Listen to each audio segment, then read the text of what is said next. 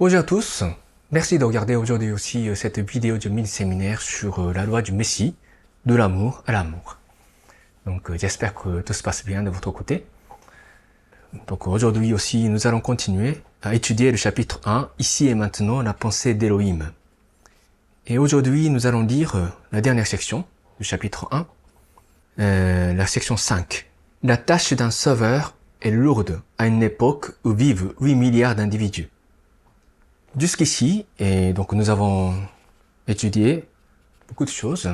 Et en fait, c'était le contenu de la réflexion actuelle de Elohim.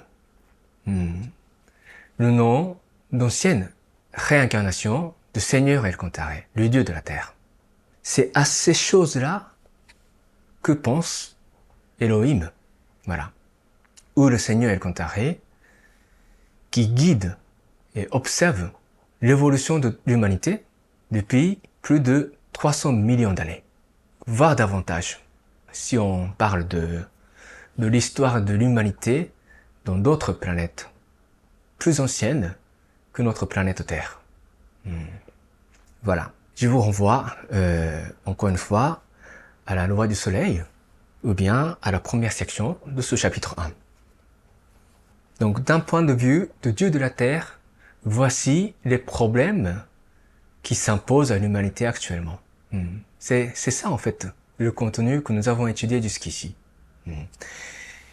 Et nous en sommes à la conclusion, dans cette section 5. Donc, je vais lire certains passages, avant d'ajouter des commentaires. Les habitants du monde ont différentes façons de raisonner, en fonction de leur religion et de leur système juridique. Il est donc très compliqué de concilier ces modes de varier. Or, comme l'acceptation de cette diversité forme partie intégrante, dans une certaine mesure, de l'histoire de la Terre, j'aimerais continuer à l'encourager. Je veux juste que vous disiez aux habitants du monde entier que ce jugement de valeur que j'enseigne devrait constituer le fondement de la manière de penser. Voilà, je m'arrête ici. Donc il y a quelque chose de très fondamental qui est énoncé ici. Comme on le sait tous, il y a une diversité très importante sur la surface de notre planète. Et maintenant, on est dans une âge global, donc beaucoup de cultures et civilisations se rencontrent sur une même terre, comme en France, au Japon, aux États-Unis ou ailleurs. Et bien sûr, il y a les conflits qui en résultent, parce qu'on est différents. Et on ne sait pas comment concilier nos valeurs différentes. Mais ici, Maître Okawa, au nom du Dieu de la Terre, nous dit une chose très importante. C'est-à-dire cette diversité fait partie intégrante de l'histoire de la Terre, dans une certaine mesure. Je pense que, j'espère que certains d'entre vous se souviennent de ce qui a été écrit dans le chapitre 1 de la loi de soleil. Quand ça raconte l'histoire de la jeunesse, de notre histoire terrestre. Donc, il a été déclaré qu'il y a eu de nombreuses immigrations interplanétaires au cours de ces centaines de millions d'années. De sorte que on ne partage pas forcément la même origine. Donc notre Terre ressemble un petit peu à New York. Une sorte de marmite. Et c'était planifié en fait. C'est-à-dire le Dieu, le Créateur, a cherché à faire quelque chose de plus difficile sur cette planète. En invitant les êtres de différentes planètes. Donc ne partageant pas forcément les mêmes points de vue. Donc la Terre, en ce sens, constitue une terre d'expérimentation. Est-ce qu'on arrive à se réconcilier au-delà des valeurs, non seulement des pays différents, mais aussi des planètes différentes? Voilà. Donc c'est déjà important que vous sachiez que cette diversité est voulue par notre Créateur. Donc c'est un défi auquel nous sommes tous confrontés. En ce sens-là, notre Dieu pense que cette diversité est une richesse. Mais il y a une condition. C'est que nous apprenons tous les enseignements du Dieu de la Terre, qui sont actuellement prononcés par Maître Okawa, à travers les activités de Happy Science. Ça, c'est la mission de Happy Science. Créer un fondement commun de la manière de penser, au-delà de ces différences. Donc cela ne veut pas dire qu'on renie cette diversité, qu'on renie cette différence en matière de notre façon de vivre, de notre façon de penser. Mais nous devons, au-delà de ces différences, construire une certaine base commune pour tous. Une base commune de valeurs, sur laquelle nous pouvons véritablement discuter. Par exemple, l'enseignement de l'amour chez Happy Science devrait constituer un fondement commun de l'humanité future. C'est-à-dire l'amour qui donne. Chacun d'entre nous a la possibilité d'accéder au bonheur plus complet, plus durable, plus pur, en pratiquant l'amour qui donne. Et ça, c'est commun à tous les êtres qui existent au sein de cet univers. Et on a certains qui sont conscients de cette nature et d'autres qui ne sont pas conscients de ça. Donc ça fait partie des valeurs que nous devons partager, au-delà des frontières. Donc il y a autre chose aussi, comme par exemple la connaissance de la réincarnation. Les âmes humaines se réincarnent au-delà des frontières pour poursuivre notre apprentissage de l'âme, apprentissage de la vie, et pour obtenir certaines formes de sagesse, pour nous rapprocher du Dieu le Créateur. Donc ça, c'est commun à tout le monde aussi. De ce point de vue, nous devons éradiquer fondamentalement toute idée raciste. Parce que tout dépend de ce que fait chacun, quelle que soit leur appartenance ethnique, raciale ou nationale. Voilà. Donc il y a d'autres choses aussi. Donc il faudra que l'humanité partage une base commune de valeurs, et c'est ça qu'on appellera forcément une religion mondiale pour l'ère prochaine. Et c'est seulement ainsi que l'humanité pourra vraiment s'unir.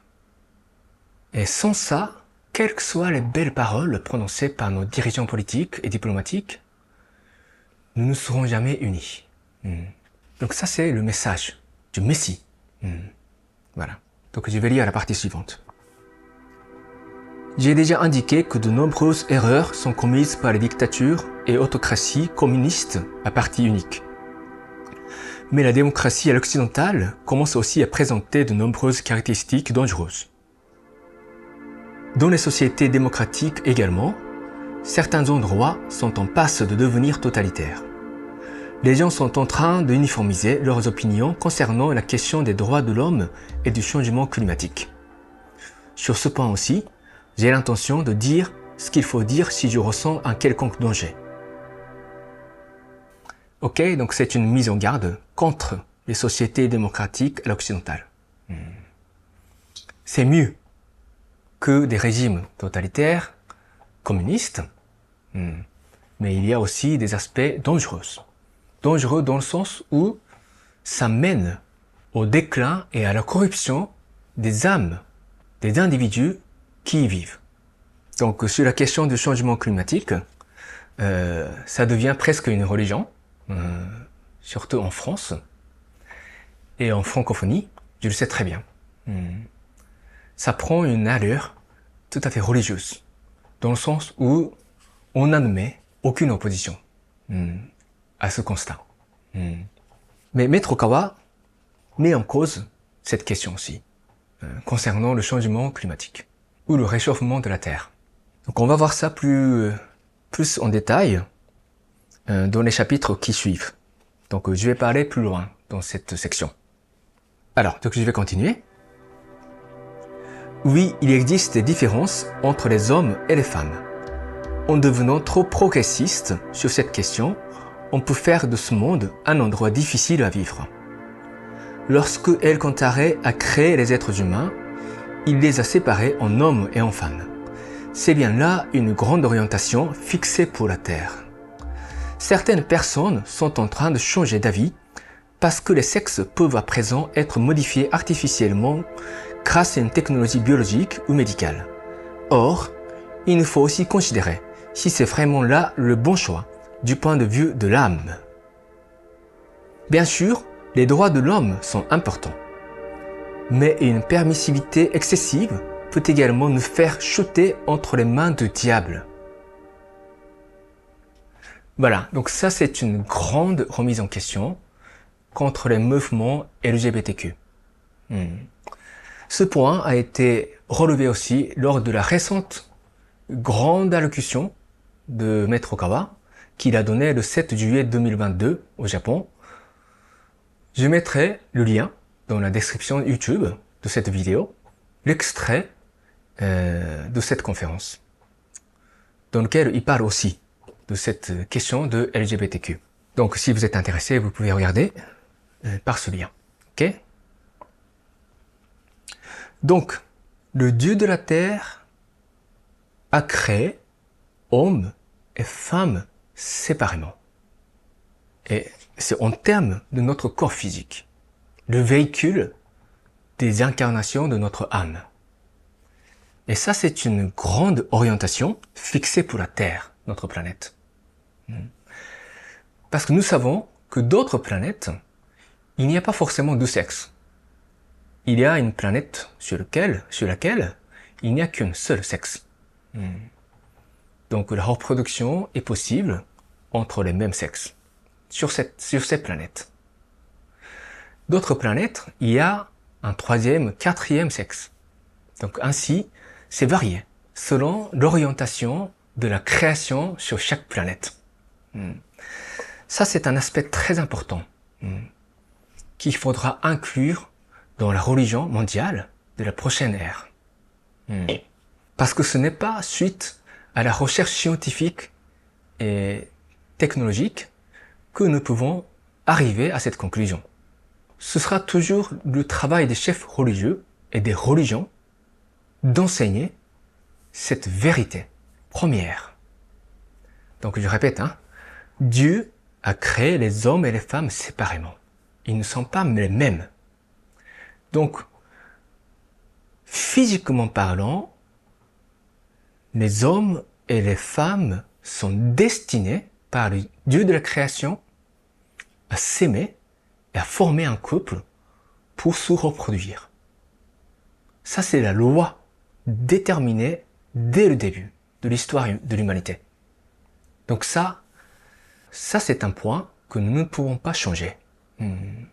Si cette règle est totalement ignorée par les humains d'ici 10 ans, 20 ans, 30 ans, ce sera la fin de l'humanité.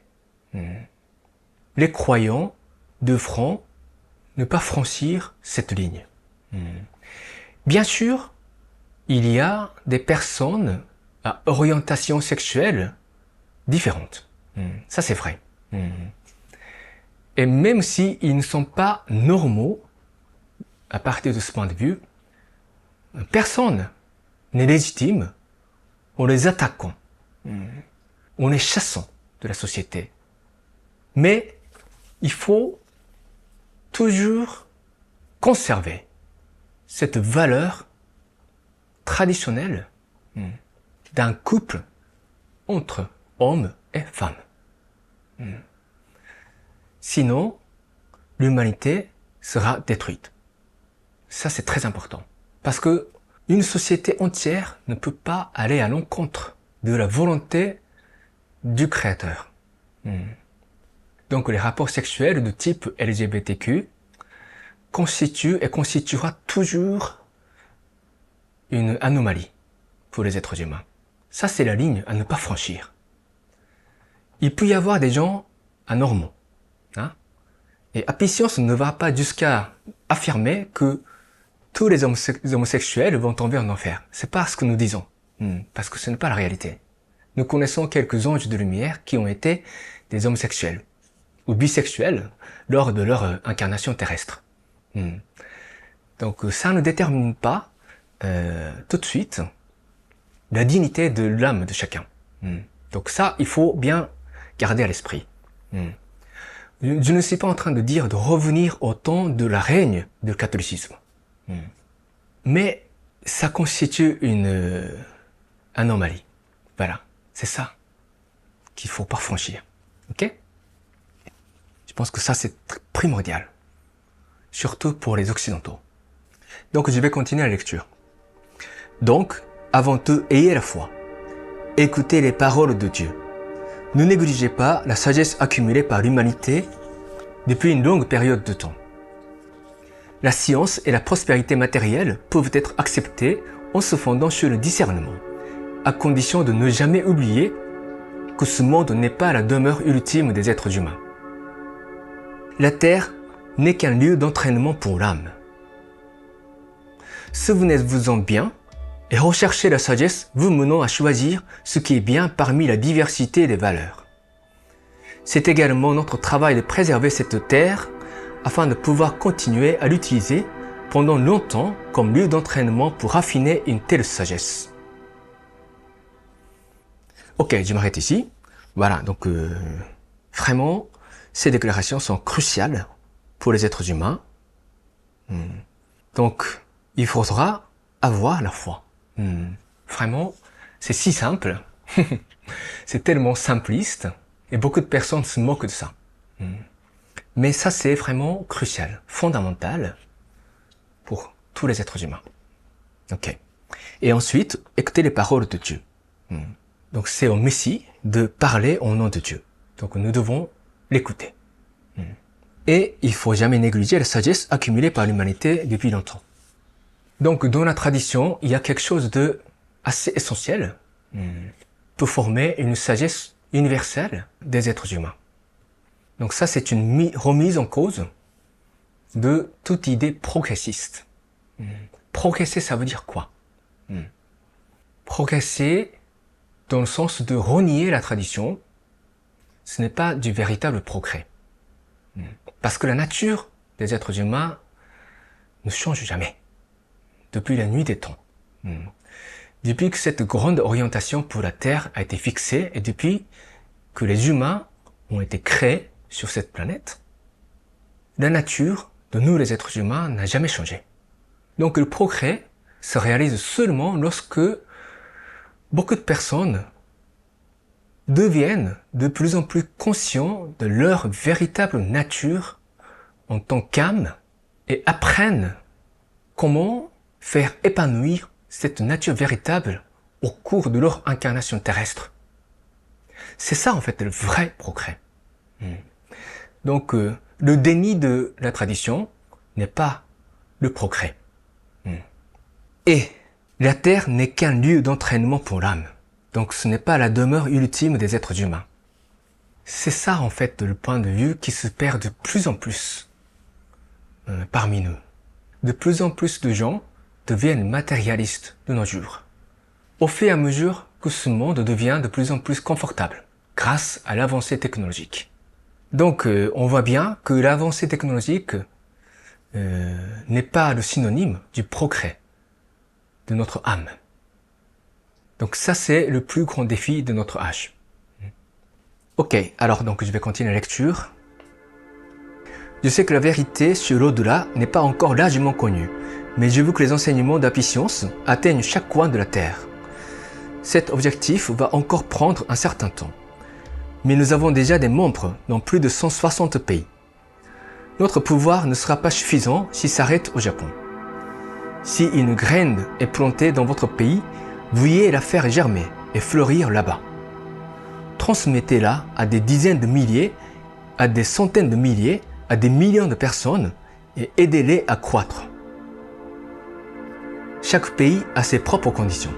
Donc, je demande aux habitants du monde entier de faire l'effort de faire ce qu'ils peuvent faire pour communiquer les enseignements. Voilà, je m'arrête ici. Donc, nous devons faire l'effort de transmettre cet enseignement par les moyens dont nous disposons. La vérité sur l'au-delà. C'est, par exemple, les enseignements qu'on trouve dans la loi de l'éternité ou dans la loi du soleil. L'au-delà est composé de plusieurs dimensions. Et il y a des anges qui viennent aussi s'incarner sur Terre pour guider l'humanité. Notre demeure dans l'au-delà est déterminée en fonction de notre état de conscience, avec lequel nous avons vécu tout au long de notre vie terrestre. C'est ce type de choses que nous devons partager avec tous. À la fin de notre vie terrestre, nous allons retourner dans l'au-delà. Et là-bas, il y a une sorte de théâtre dans lequel nous passons le film de notre vie de quelques décennies qui est condensé en un film de 30 minutes. Et nous verrons devant tout le monde qui nous avons été et quel type d'endroit qui nous conviennent le plus. Voilà, donc ce type d'information, nous devons vraiment partager avec tout le monde. Donc je compte sur vous aussi pour partager cet enseignement à vos voisins, à vos compatriotes dans vos pays.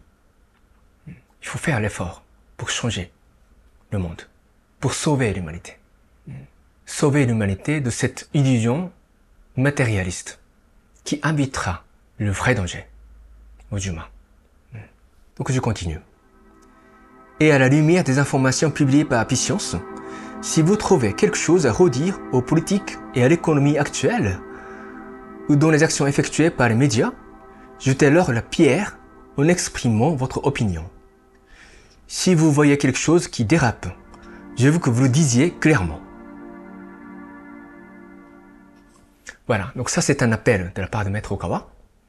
Les croyants de Seigneur El Cantaré, les membres d'Apicience, ne devraient pas toujours garder leur silence, en essayant de privilégier la paix intérieure. C'est important, la paix intérieure. Et c'est intérieur de ne pas dire tout le temps ce qu'ils pensent. Le silence est primordial pour former, pour cultiver la sagesse en eux. Voilà, ça c'est vrai. Ça c'est également la voie de vertu. Mais on vit dans une époque de turbulence et de confusion, où beaucoup de mal se répandent, se pratiquent dans tous les endroits du globe. Donc il faut qu'il y ait des individus éveillés, suffisamment courageux, de dire ce qui ne va pas. Il faut dire, il faut prononcer ces mots pour dénoncer ce qui ne va pas, aux yeux de Dieu, voilà, aux yeux de la vérité, face à des actions qui peuvent entraîner l'humanité à la corruption. Voilà, donc il nous faut être courageux.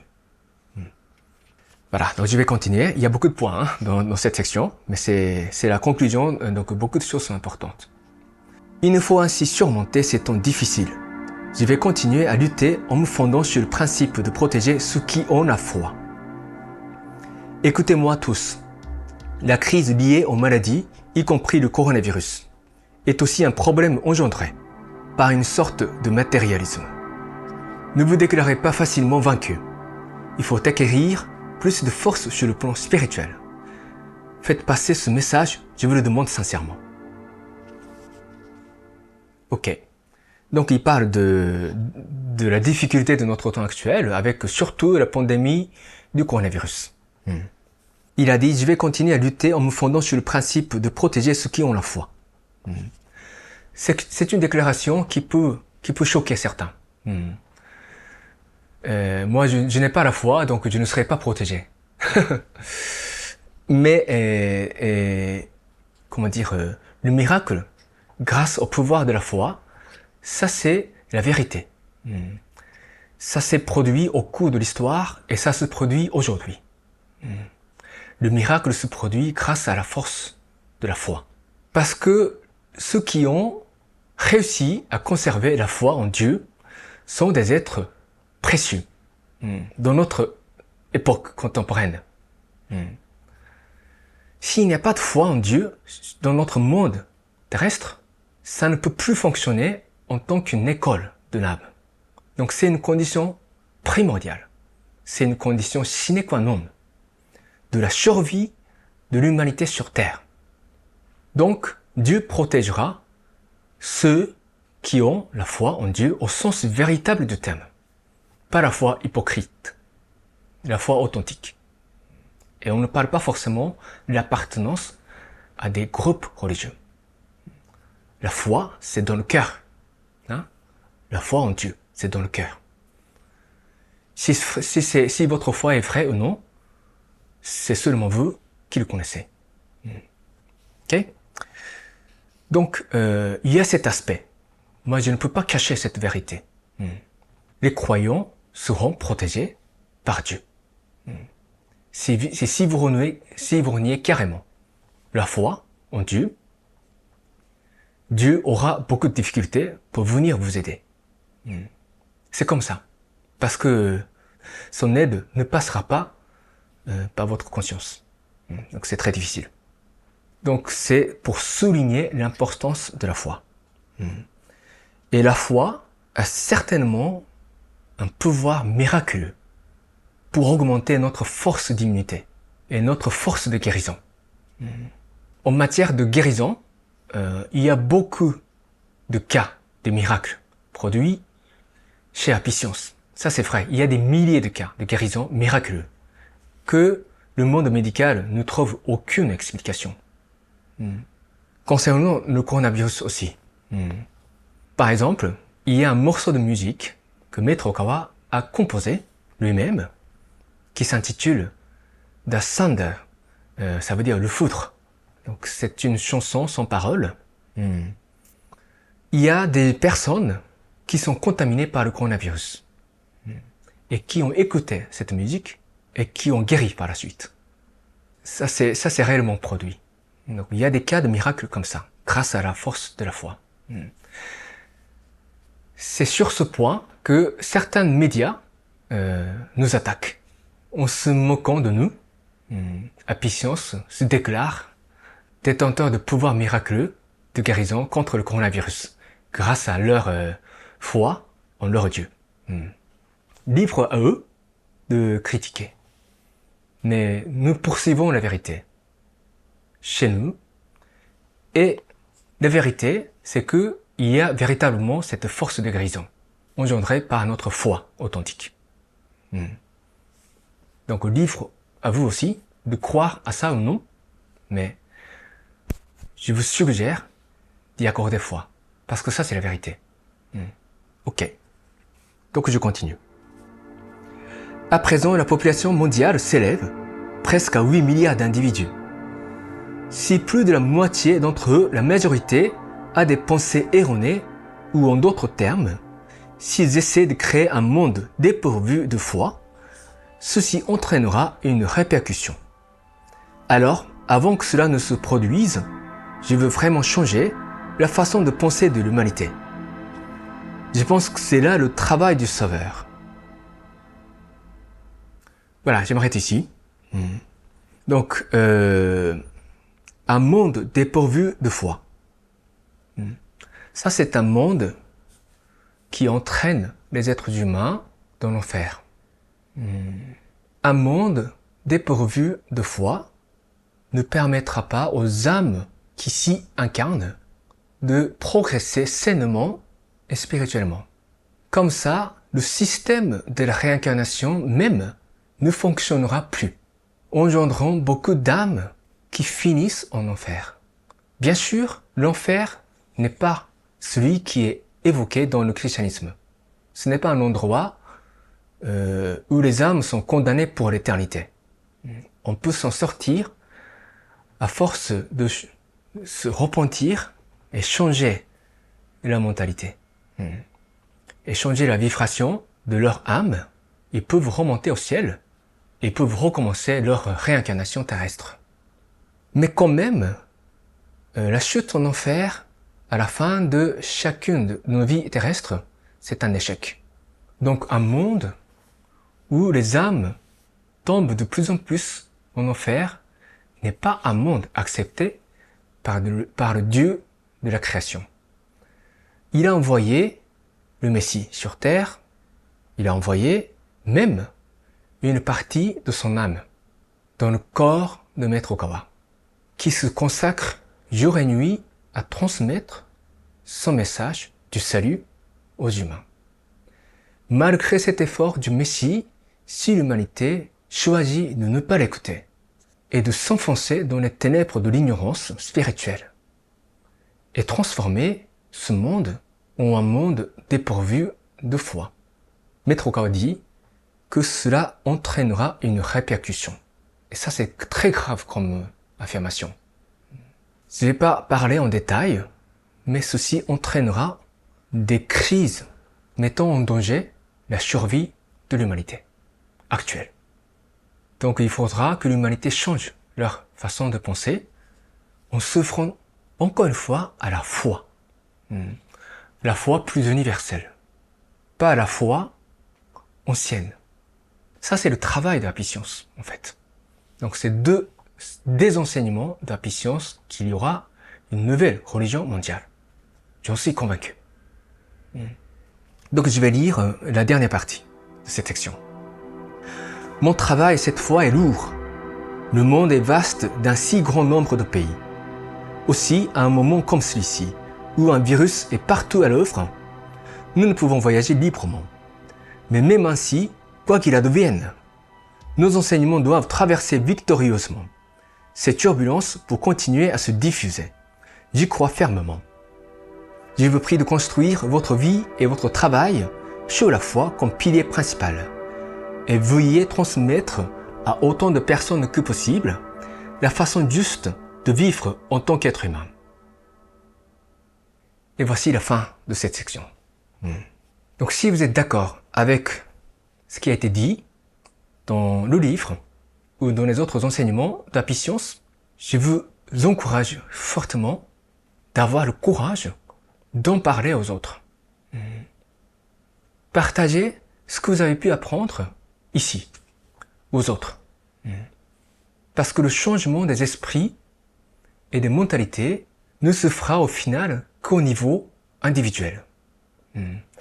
Ce n'est pas une grande organisation mondiale qui se chargera de transformer les esprits du monde entier. Ce ne sera ni votre gouvernement qui travaillera pour changer la mentalité des gens. Ça revient à chacun d'entre nous de parler de cette nouvelle vérité pour changer la mentalité de nos voisins.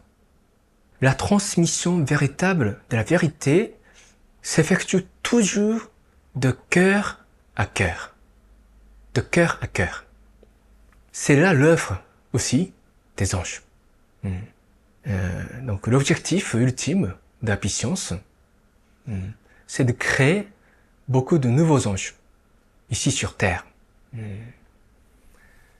C'est-à-dire même les âmes qui n'étaient pas au niveau des anges de lumière résidant du monde à cette dimension et au-delà, peuvent le devenir grâce à leur apprentissage et leur pratique au cours de cette vie actuelle sur Terre.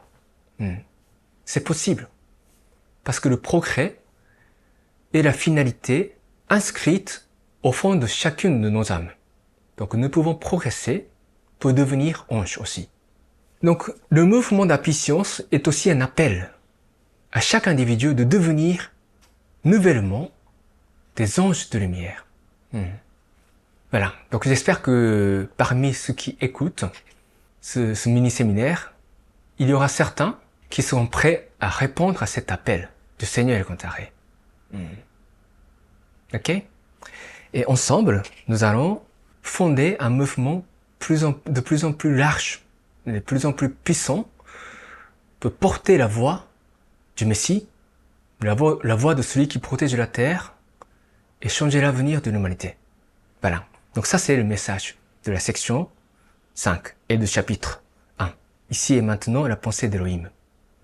Le salut de l'humanité viendra des paroles prononcées par le Seigneur. Ok. Donc, comme d'habitude, je vais réciter prière au Seigneur et prière à l'Esprit gardien et l'Esprit guide. Et ensuite, je vous propose de pratiquer et une contemplation profonde sur ce que nous avons appris. Prière au Seigneur.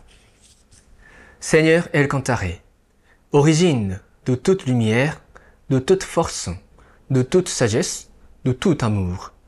Donne-nous la lumière, donne-nous la force, donne-nous la sagesse, donne-nous l'amour.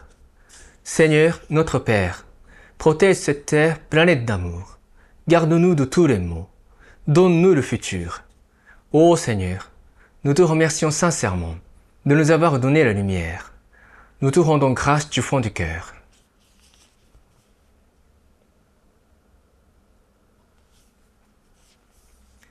Prière à l'Esprit gardien et l'Esprit guide. Mon Esprit gardien, mon Esprit guide, au plus profond de mon cœur, vous êtes ma fontaine de vie, ma lumière d'espérance, ma source de sagesse, mon bouclier de courage. Assistez-moi, je vous prie, dans mon apprentissage quotidien. Polissez mon cœur chaque jour. Donnez-moi chaque jour de bonnes inspirations. Rectifiez le parcours de ma vie. Gardez-moi loin de tous les maux. Guidez-moi chaque jour dans une existence encore meilleure. Je vous remercie sincèrement.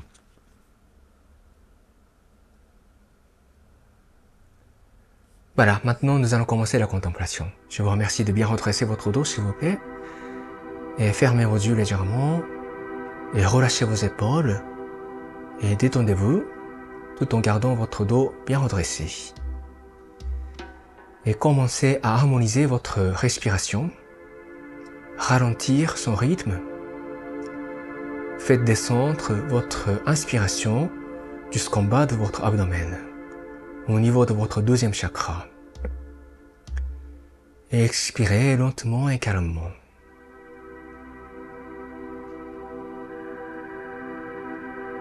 Continuez cette respiration profonde et ralentie, tout en ressentant que le calme revienne dans votre esprit.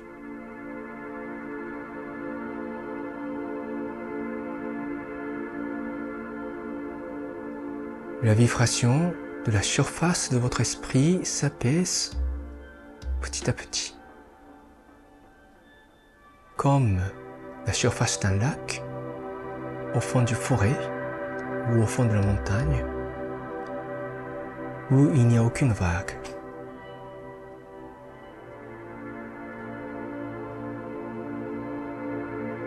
Continuez à vous demeurer dans cet état de tranquillité profonde.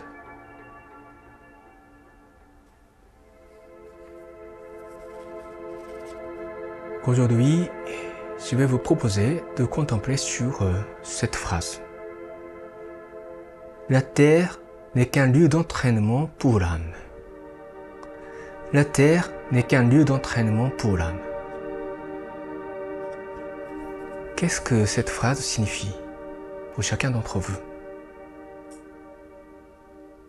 Et qu'est-ce que vous allez pouvoir faire pour préserver notre planète Terre, pour qu'elle demeure un terrain d'entraînement pour l'âme? Allez-y, je vous laisse commencer.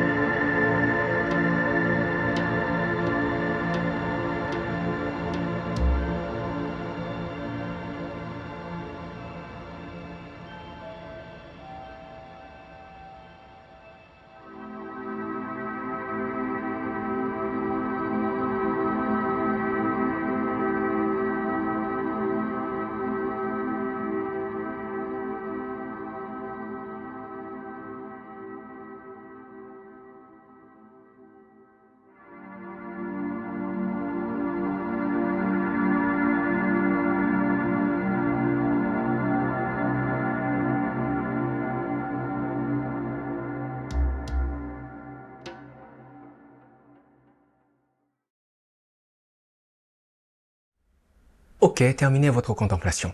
Merci beaucoup. Voilà, donc j'espère que vous avez pu approfondir votre compréhension de l'enseignement de la loi du Messie, le chapitre 1. Vraiment, notre monde terrestre est une école pour l'âme. Il ne faut jamais perdre de vue cette vérité primordiale. Sans rendre notre pays, notre monde, notre société plus efficace, dans le sens où ceci constitue une école pour l'âme, qui permet aux âmes d'apprendre et de progresser. Tout est stérile, tout est vain. Voilà, donc il ne faudra jamais oublier ce point de vue. Et à partir de cet angle, il faudra apprendre à réfléchir sur diverses questions qui couvrent notre monde aujourd'hui. Et c'était donc ça, le chapitre 1. Voilà. Merci beaucoup de votre volonté d'apprentissage. Je vous en félicite beaucoup. Voilà. Donc on va continuer à étudier ce livre profond. Et la prochaine fois, ce sera le chapitre 2, intitulé « Ce que le Messie devrait dire et faire maintenant ». Montrer le chemin au tournant de l'histoire de l'humanité. Voilà. Donc, je vous dis à vous tous, portez-vous bien et rendez-vous à la prochaine vidéo. Merci beaucoup et à la prochaine.